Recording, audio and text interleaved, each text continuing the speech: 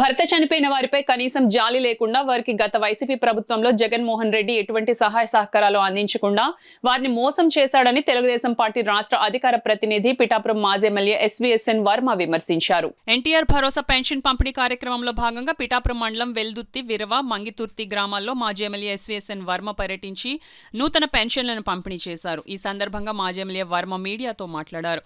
ఈ కార్యక్రమంలో టీడీపీ మండల అధ్యక్షుడు సకుమళ్ల గంగాధర్, పార్టీ నాయకులు, కార్యకర్తలు పాల్గొన్నారు. కాకినాడ జిల్లాకు వచ్చేసరికి 4755 కాకినాడ జిల్లాకు వచ్చింది.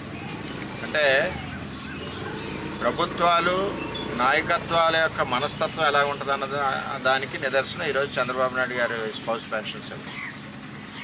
ఇదివరకు జగన్మోహన్ రెడ్డి ఎప్పుడు కూడా భర్త చనిపోయిన వాళ్ళ గురించి ఇంత జాలి కూడా చూపించలేదు. రెండవది ఏంటంటే రాష్ట్ర వ్యాప్తంగా 63,75,000 పెన్షన్స్ ఈరోజు ఇస్తూ ఉన్నారు. జగన్మోహన్ రెడ్డి పరిపాలనలో 2,000 పెన్షన్ పెంచడానికి 5 ఏళ్ళు పట్టింది. ఈవేళ చంద్రబాబు నాయుడు గారు 4,000 పెన్షన్ ఇస్తానన్న మాట ప్రకారం ఒకేసారి కూటమి గవర్నమెంట్లో చంద్రబాబు నాయుడు గారు ఇవ్వడం జరిగింది. అదేవిధంగా కిడ్నీ పేషెంట్స్కి 10,000, అలాగే ఫిజికల్ హ్యాండ్ క్యాప్డ్ పర్సన్స్కి ఆ పర్సంటేజ్ని బట్టి 10,000, 15,000 వరకు కూడా ఇవ్వడం జరిగింది.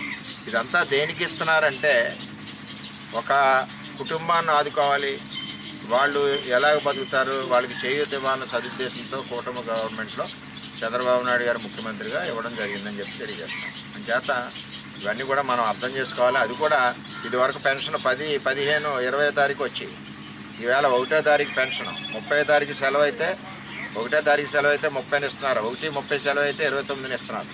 అంటే అందరూ ఆనందంగా ఉన్నారు, ప్రతి ఒక్కరికి ఇంటింటికి పట్టుకెళ్ళి ఇస్తూ ఉన్నారు. అంచేత ఇటువంటి కార్యక్రమాలు ఎప్పుడు కూడా ప్రభుత్వం సంక్షేమానికి పెద్దపీట, అదేవిధంగా అభివృద్ధికి పెద్దపీట చేసి కూటమి ప్రభుత్వం చంద్రబాబు నాయకత్వంలో ముందుకు వెళ్తుందని చెప్పి తెలియజేస్తాం.